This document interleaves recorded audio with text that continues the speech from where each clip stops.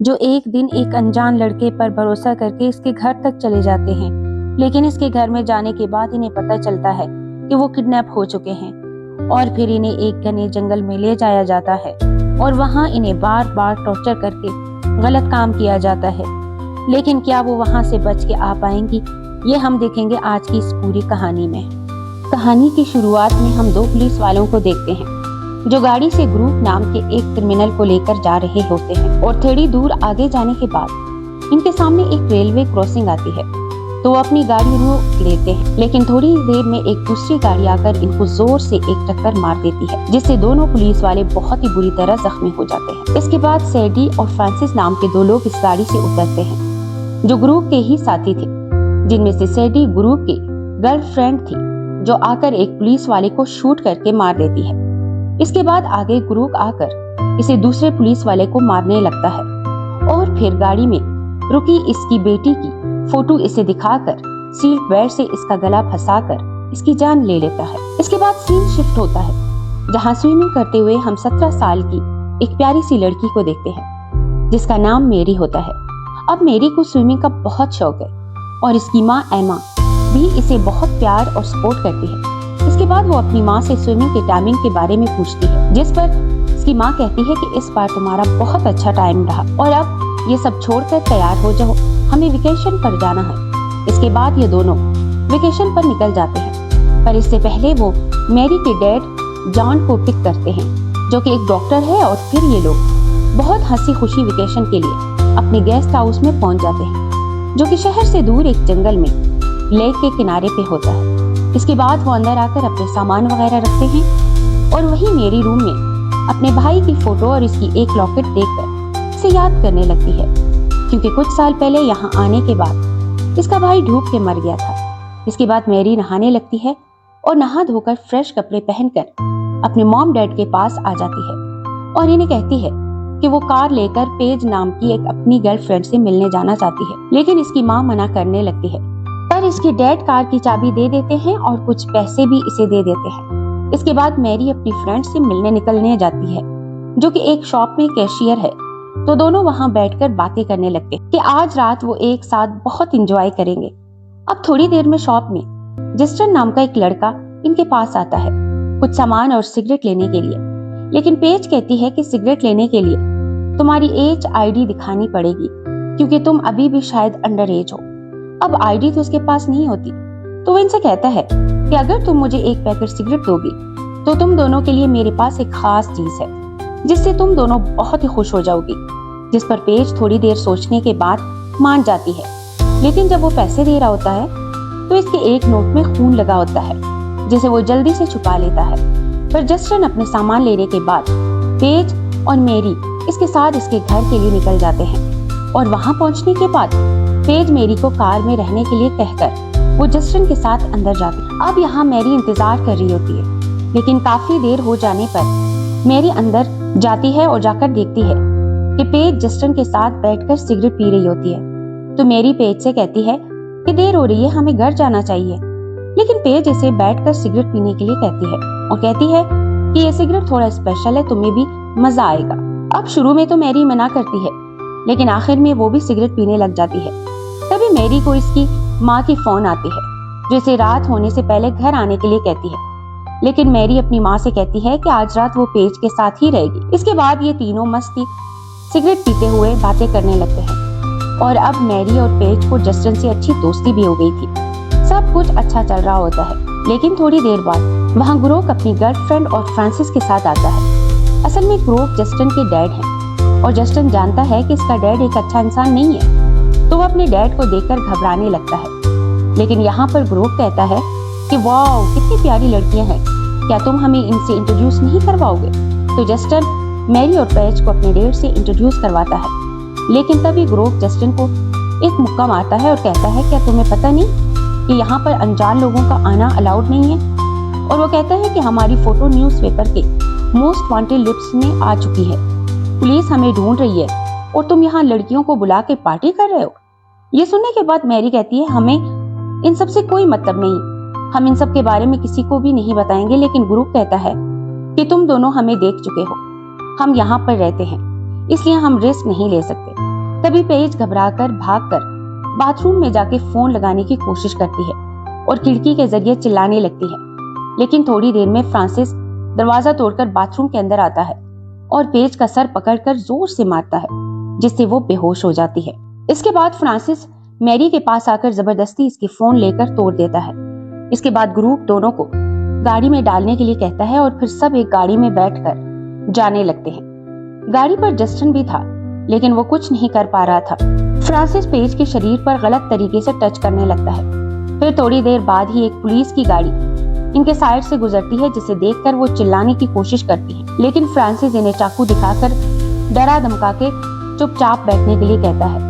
फिर थोड़ी दूर जाने के बाद ग्रोक अपनी गाड़ी जंगल की तरफ मोड़ लेता है। तभी मेरी ये नोटिस करती है कि ये लोग तो उसी तरफ जा रहे हैं जिस तरफ मेरा गेस्ट हाउस है। तो मेरी और पेज दोनों खुद को बचाने के लिए गाड़ी के अंदर इनसे लड़ने लगती हैं और इसी अफरा तफरी में गाड़ी का एक्सीडेंट होकर एक पेड़ से जाकर टकरा जाती है। लेकिन इस एक्सीडेंट से किसी को ज्यादा कुछ नहीं होता, पर फ्रांसिस की नाक टूट जाती है।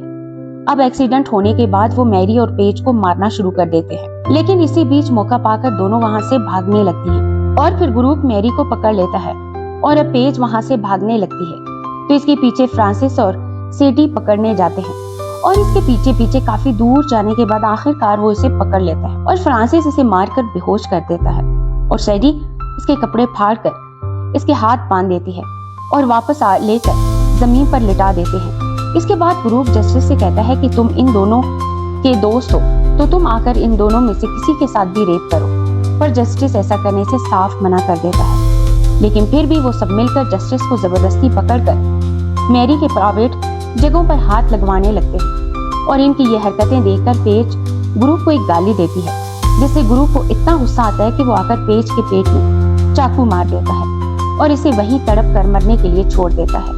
इसके बाद वो सब इसे मरता हुआ देखकर मजे लेने लगते हैं। तभी मैरी इसके पास जाकर कहती है तुम्हें कुछ नहीं होगा, हम यहाँ से निकल जाएंगे, और गुस्से में आकर वो ग्रुप को एक गाली दे देती है, जिससे एक बार फिर से ग्रुप को गुस्सा आ जाता है। इसके बाद वो मैरी को पकड़कर इसके कपड़े फाड़ने लगता है और इसमें इसकी गर्लफ्रेंड भी इसकी मदद कर रही होती है। मैरी चिल्ला चिल्ला के कह रही होती है मैं किसी को कुछ भी नहीं बताऊंगी, प्लीज मुझे यहाँ से जाने दो। लेकिन वो बेरहम इसकी एक भी नहीं सुनता और इसे पकड़कर घंटों तक गंदा काम करता है और अपना काम खत्म होने के बाद जब इसे छोड़ता है तभी मैरी किसी तरह खड़ी होकर एक पत्थर से ग्रुप के सर पर मारकर वहां से भागने लगती है, पर फ्रांसिस इस पर गोलियां चलाने लगता है, लेकिन एक भी गोली इस पर नहीं लगती और वो जल्दी से भागती हुई आकर लेक में कूद जाती है और वहां से स्विमिंग करते हुए भागने लगती है। लेकिन ग्रुप और इसके साथी मैरी का पीछा नहीं छोड़ते और लेक के किनारे इस पर लगातार गोलियां चलाने लगते हैं और इससे पहले कि मैरी किनारे तक पहुंचती एक गोली से लग जाती है, जिससे वो जख्मी होकर वहीं पर बेहोश हो जाती है। और तभी बारिश भी शुरू हो जाती है और ये तीनों इसे मरी हुई समझकर इसे वहीं छोड़कर चले आते हैं। लेकिन अब गाड़ी की एक्सीडेंट हो चुकी थी और फ्रांसिस भी जख्मी था और ऊपर से बारिश भी हो रही थी, तो वो मदद मांगने के लिए इसी लेक के पास एक गेस्ट हाउस में जाते हैं और ये गेस्ट हाउस किसी और का नहीं बल्कि मैरी के मॉम डैड का ही था। अब मैरी की माँ दरवाजा खोलती है तो वो कहते हैं इनकी गाड़ी का एक्सीडेंट हो गया है, तो मदद मांगने के लिए वो इधर आ गए, तो वो इन्हें अंदर आने देती है। अब क्योंकि मैरी के डैड एक डॉक्टर थे तो फ्रांसिस का इलाज करके इसका नाक ठीक करने लगते हैं और मैरी की माँ कहती है कि आप लोग बारिश की वजह से कहीं जा भी नहीं सकते और आप लोगों के पास कोई गाड़ी भी नहीं है, तो आज रात हमारे गेस्ट हाउस में रह जाओ, जिस पर वो मान जाते हैं। फिर वो इन सब के लिए कॉफी भी बनाती है और कॉफी पीने के बाद जब जस्टिन कप रखने के लिए किचन में जाता है तो वहाँ फ्रिज पर लगी मैरी की तस्वीर देखकर वो समझ जाता है कि ये दोनों मैरी के मॉम डैड हैं, पर वो ये बात किसी को नहीं बता पाता क्योंकि वो मजबूर था और इसे डर था कि इसके डैड मैरी के मॉम डैड को भी मार देगा। इसके बाद वो बाथरूम में जाकर वहाँ बैठकर रोने लगता है क्योंकि इसे इस बात की शर्मिंदगी हो रही थी कि अगर वो मैरी और पेज को घर में न लाता तो आज वो जिंदा होते। इसके बाद वो फिर से किचन में जाकर मैरी का वो लॉकेट जो इसने मैरी पर जुल्म होते दौरान अपने पास रख लिया था, वो इस लॉकेट को कप के पास रखकर वापस आ जाता है। इसके बाद मैरी के मॉम इन्हें पास के दूसरे घर में ले जाकर वहां रात गुजारने के लिए छोड़कर चली आ जाती है। अब मैरी की मॉम जब वापस आ रही थी तभी हम देखते हैं कि मैरी जख्मी होने के बाद हिम्मत करके किसी भी तरह उस लेक के जरिए तैरते हुए घर के पास आ चुकी थी, लेकिन इसकी माम इसे नहीं देख पाती और घर के अंदर चली जाती है। अब मैरी की माम डैड जब अपने कमरे में होते हैं तो बाहर से इन्हें कुछ आवाज सुनाई देने लगती है। तब वो जब चेक करने के लिए बाहर जाते हैं तो मैरी को वहां देखकर जल्दी से इसके पास जाते हैं और अपनी बेटी की ऐसी हालत देखकर वो बहुत ज्यादा डर जाते हैं। इसके बाद इसे अंदर ले आते हैं और देखते हैं कि इसे गोली लगी है, लेकिन वो अभी भी जिंदा है। तो एमा गोली निकालने की जरूरी सामान लाने के लिए जल्दी से किचन में जाती है और तभी वो मैरी की उस लॉकेट को देख पाती है जो जस्टिन ने कप के पास रखा था। जिसके बाद वो लॉकेट लेकर जॉन को बताती है कि जब मैरी बाहर गई थी तो ये लॉकेट इसने पहन रखा था और अब ये लॉकेट मुझे किचन से मिला है और किचन में गुरूक का बेटा जस्टिन ही गया था, जिसका मतलब हमारी बेटी की ऐसी हालत इन लोगों ने की है।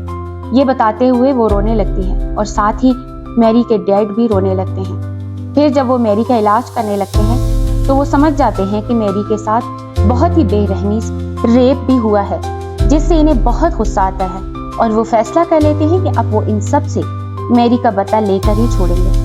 लेकिन इससे पहले इन्हें अपनी बेटी की जान बचानी है, तो दोनों मिलकर बोट की चाबी ढूंढने लगते हैं। जॉन गैराज में जाकर चाबी ढूंढता है और बहुत देर ढूंढने के बाद इसे चाबी मिल जाती है। वहीं एमा भी किचन में चाबी ढूंढ रही थी कि तभी अचानक पीछे से फ्रांसिस आ जाता है और वो कहता है कि इसे नींद नहीं आ रही थी, इसलिए वो यहाँ आ गया। लेकिन अभी भी इसे नहीं पता था कि एमा और जॉन मैरी के मॉम डैड है। अब एमा इसे देखकर घबराने लगती है, पर वो खुद को संभाल कर इसे बहलाने लगती है और फ्रिज पर लगी मैरी की वो तस्वीर इसके देखने से पहले हटा लेती है। इसके बाद वो फ्रांसिस को वाइन पिलाने के बजाय दूसरे कमरे में जाते हैं। तभी फ्रांसिस चलते हुए उस रूम में आ जाता है जहाँ पर मैरी को इसके मॉम डैड ने रखा था और ये देखकर फ्रांसिस सब कुछ समझ जाता है। पर तभी पीछे से एमा आकर इसके सर पर बोतल से मार देती है, पर इससे ज्यादा कुछ नहीं होता और ये देखकर एमा जल्दी जल्दी चाकू लेकर इस पर अटैक कर देती है, लेकिन फिर भी वो चाकू निकाल लेता है और इसी चाकू से एमा को मारने की कोशिश करने लगता है।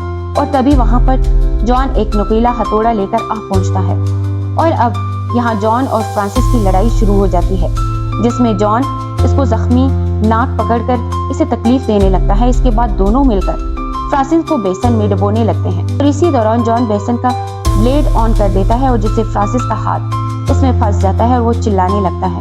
और तभी मौका पाकर जॉन इसके नोकीले हथौड़े से इसके सर पर मार देता है, जिससे वो वहीं पर इसकी मौत हो जाती है। इसके बाद जॉन और एमा मैरी को बोट में रखकर गुरोक के घर में जाने लगते हैं, तो वो देखते हैं कि जस्टिन चुपके से गुरोक का गन लेकर वहीं पर बैठा हुआ है, लेकिन जस्टिन जॉन को वो गन दे देता है। वो गन लेते ही गुरोक की गर्लफ्रेंड को गोली मार देता है जो इसके कंधे पर लगती है और तभी गुरोक उठकर बचने के लिए जॉन के ऊपर सामान फेंकने लगता है, तो जॉन इस पर गोलियां चलाने लगता है, लेकिन वो किसी तरह वहां से बचकर खिड़की से बाहर कूद जाता है। इसके बाद एमा मैरी के पास बोट में चली जाती है और जॉन आकर दूसरे घर में गुरोक को ढूंढने लगता है, क्योंकि वो खिड़की से कूदने के बाद इन्हीं के घर में आकर छुप गया था। अब जॉन यहाँ गुरोक को काफी टाइम से ढूंढता है, पर इसे वो नहीं मिलता। तभी जॉन कहता है, अगर तू मर्द का बच्चा है तो सामने आकर मुझसे लड़। तभी गुरोक इसके पीछे से अचानक आकर इसे मारने लगता है और यहाँ इन दोनों की लड़ाई शुरू हो जाती है। लेकिन गुरोक बहुत ही शातिर क्रिमिनल था, इसलिए वो इस लड़ाई में जॉन को बहुत ज्यादा मारता है और मारते मारते जॉन को एकदम अधमरा कर देता है। लेकिन तभी जस्टिन पीछे से आकर गुरोक के ऊपर गन तान देता है, पर बंदूक में गोली नहीं होती, इसलिए गुरोक जस्टिन को पकड़कर इसे मारने लगता है। लेकिन तभी एमा आकर फायर गन गैस छोड़ने लगती है और जॉन भी एक रॉड से गुरोक को मारना शुरू कर देता है और दोनों मिलकर उसे मारते मारते एकदम उसकी जान ले लेते हैं। इसके बाद हम अगली सुबह का सीन देखते हैं, जहां वो लेक के जरिए बोट से मैरी और जस्टिन को लेकर वापस अपने घर चले आते हैं। लेकिन अब कहानी के आखिर में हम देखते हैं कि गुरोक उस वक्त पूरी तरह से मरा नहीं था, बल्कि बेहोश हुआ था। जॉन इसके कुछ नसें काट कर इसका पूरा शरीर पैरालाइज कर देता है, क्योंकि जॉन ने ये सोच लिया था कि गुरोक ने इसकी बेटी के साथ जिस तरह जुल्म किया था, इसका बदला सिर्फ एक साधारण मौत से नहीं होना चाहिए। इसलिए जॉन इसकी पूरी बॉडी पैरालाइज करके एक माइक्रोवेव के अंदर से इसका सर रख देता है और इसका स्विच ऑन कर देता है।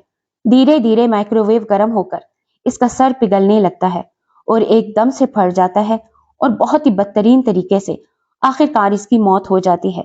और इस तरह जॉन अपनी बेटी पर हुए जुल्म का बदला पूरी तरह से ले लेता है और इसी के साथ ये कहानी यहीं पर खत्म हो जाती है।